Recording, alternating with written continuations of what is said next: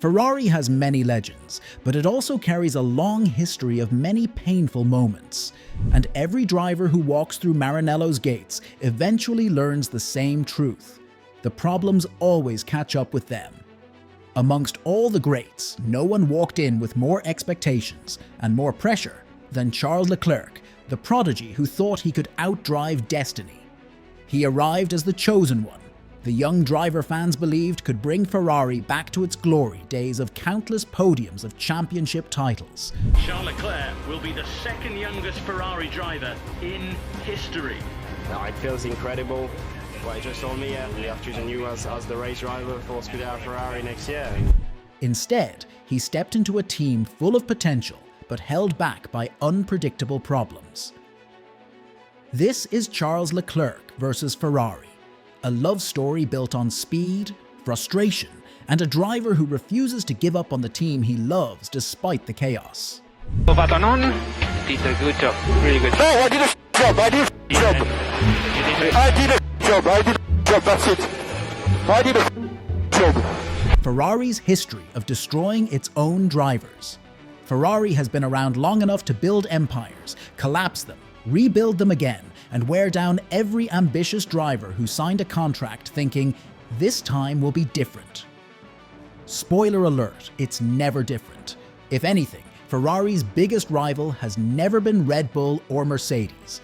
It's Ferrari. The team's biggest obstacle has been its own internal decisions. Just ask Sebastian Vettel. The man arrived a four-time world champion, full of optimism and ready for a fresh start, only to spend 5 seasons being tag-teamed by unreliable engines, panic-induced pit stops, and strategy calls that often reacted too slowly to changing conditions. By 2020, he wasn't even driving a Ferrari. He was driving with the frustration of a man who knew his time at the team was ending. The gap that we didn't like, we spoke about it this morning. I'll hang in there, but you know that you messed up. Before him came Fernando Alonso, who practically carried the team on his back from 2010 to 2014, dragging a mediocre car into title fights through sheer determination and skill. Ferrari rewarded him with political chaos, internal feuds, and strategy decisions that wore him down year after year. The man left looking exhausted, after years of dealing with mistakes he couldn't control and apologies for yet another miscalculation. And then there's Felipe Massa, whose championship heartbreak in 2008 still haunts the sport. Ferrari promised redemption. Instead, he got mechanical failures, pit disasters, and enough misfortune to derail multiple seasons. Even Carlos Sainz hasn't escaped. Wrong tire calls, DNFs, and the classic Ferrari radio confusion. Box now, no wait, stay out. Box, Carlos, box, pit confirming box. Stay out, stay out, stay out.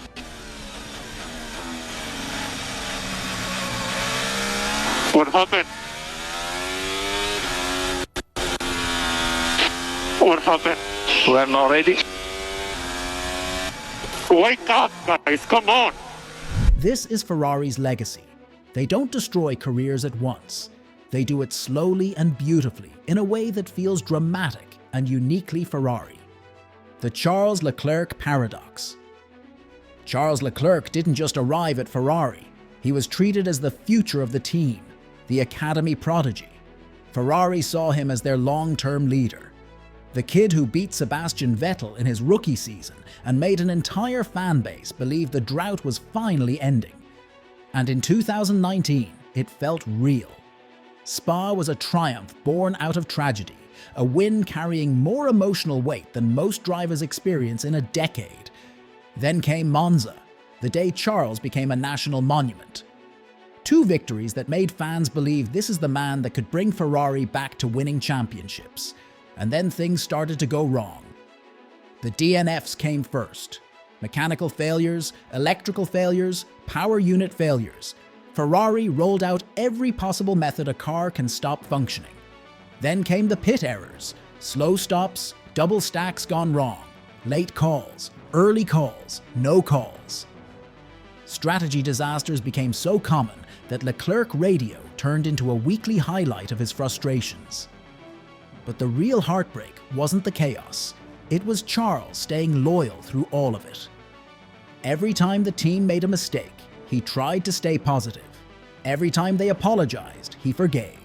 He defended Ferrari in interviews, supported them in failures, and convinced himself that next weekend would be different. That's the paradox. Charles Leclerc is too good for Ferrari, yet too loyal to leave. A talented driver stuck in a team that keeps raising expectations and then falling short at crucial moments.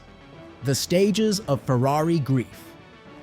Every Ferrari driver eventually enters the 5 stages of Ferrari grief, the emotional challenges that come with driving for Ferrari. But for Charles Leclerc, the transformation wasn't gradual. It happened quickly and publicly. Here is the Charles Leclerc edition of the ritual. Stage 1. Denial 2019. Charles was pure optimism, bright smile, pure heart, and just enough innocence to believe Ferrari would learn from mistakes. After every strategy blunder, wrong tire, wrong pit timing, wrong everything. There's something strange with the engine. Okay, copy that. We are checking it. There's something strange with the engine. He still told the media, "We'll come back stronger." This was denial in its purest form. He thought Maranello was a project. He didn't realize he had just joined a team with problems too big for one driver to fix. Stage 2. Anger. Then Monaco. 2022 happened. The home race catastrophe, where Ferrari managed to invent new ways to ruin a Sunday. Wrong call, late call, double call, no call. Charles went from pole to a stressful meltdown on the radio as the strategy fell apart. Imola added fuel, with mistakes and chaos piling up until Charles finally snapped with that iconic, frustrated, "What are you doing?" The anger era was loud, painful, and extremely relatable. And box now, box now, box for hard.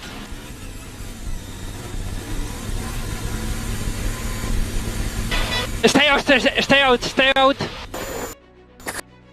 Why? What are you doing? Tire. Stage 3. Bargaining. This is the phase where Charles entered his, "If I just drive perfectly, maybe they'll stop ruining my race" period.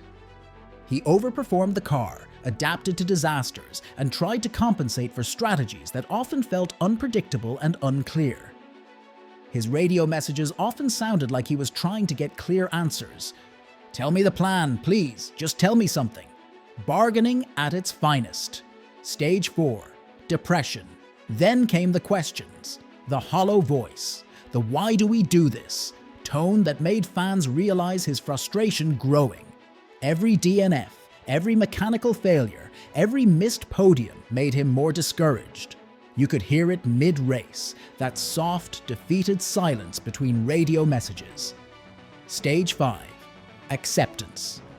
By 2024 to 2025, Charles reached full Ferrari enlightenment, a calm, controlled version of himself in interviews.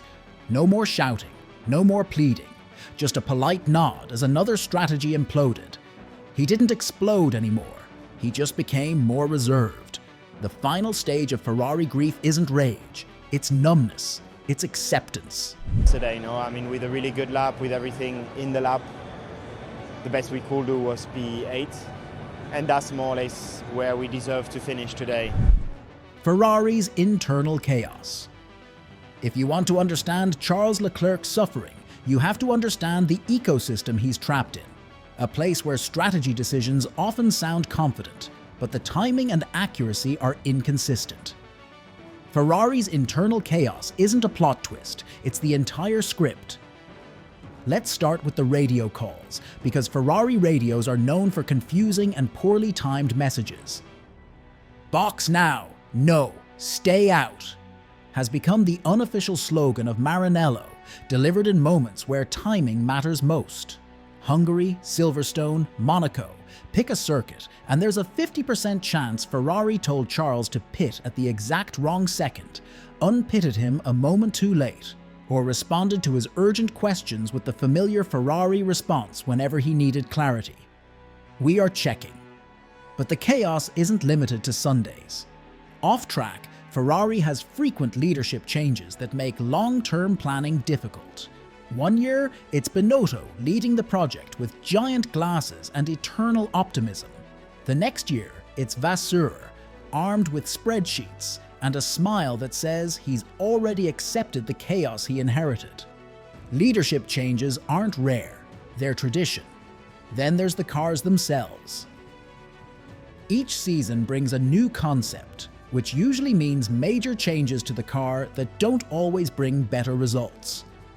They reset philosophies, aerodynamics, and development paths so often that even their engineers often need to explain why the new design still needs more development. And when you compare this lack of consistency to teams like Red Bull or McLaren, who operate with much tighter execution, it becomes painfully clear. Ferrari isn't losing to rivals, it's losing to itself. And Charles Leclerc is the one dealing with those issues on track every weekend. Charles betters the system. Ferrari can feel mentally exhausting, and Charles keeps giving the team another chance instead of leaving. Every season, fans ask the same question: why is he still here? And the answer is a mix of loyalty, hope, and the long-standing appeal of driving for Ferrari, the same myth that has trapped champions before him. Professionally, Charles knows he's good enough to win a championship.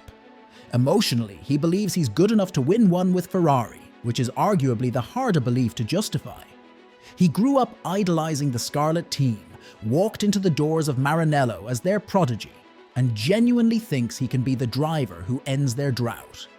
It's not just ambition, it's the emotional attachment he has to Ferrari. But the real battle isn't Charles versus Verstappen. It's Charles versus the team structure he still believes can succeed. You see it in the contrast between race day meltdowns and calm press conferences. On the radio, he sounds like a man begging for answers from a team that doesn't always give him clear or timely information. Off the track, he becomes noticeably calm and diplomatic in interviews, defending Ferrari decisions with a smile, even when the entire paddock knows they cooked him alive. And this is where the Ferrari myth takes hold. Once you're inside, leaving feels wrong. Drivers convince themselves they're one upgrade away, one season away, one leadership change away from destiny. A difficult situation made harder by Ferrari's history and reputation. Charles isn't just fighting for points, he's fighting for a dream he built as a child. A dream Ferrari breaks, rebuilds, and breaks again. And somehow, he still believes in it. The Ferrari mentality. To understand Ferrari, stop thinking about Ferrari as a normal racing team and start thinking about it as a place shaped by long-standing traditions. Ferrari isn't run on data or logic. It's driven by pride, tradition, and the constant hope that next season will finally bring success. This cycle keeps repeating at Ferrari. High expectations, mistakes, disappointment, and renewed hope. It's not a strategy, it's a lifestyle. The cultural obsession runs deep. Ferrari could finish P17 and still talk like a title contender because the red car isn't just a machine, it's a national treasure. They protect their reputation strongly, even when the car's performance doesn't match expectations. And every preseason, the team starts with the same prophecy. This year will be different. It never is, but everyone pretends it might be. Then there's the fan base, the most emotionally resilient group of people in motorsport. They suffer publicly, cope creatively, and come back stronger every Sunday, like it's a long-term toxic relationship they can't quit. Ferrari doesn't just have fans, it has followers. And the problems have existed across multiple leadership eras. Leadership changes, engineers rotate, strategies evolve, but the core identity stays the same. A style marked by bold confidence, unpredictable decisions, and costly mistakes. It's heritage, it's tradition, it's Ferrari. This is the mentality Charles Leclerc stepped into. A place where the ambition is always high, but the results don't always match. Surviving Ferrari. In the end, Charles Leclerc's greatest achievement isn't the poles, the wins, or the miracle laps he pulls out of a car that often isn't the fastest on the grid. It's the fact that he has survived Ferrari. emotionally, mentally, and somehow still smiling.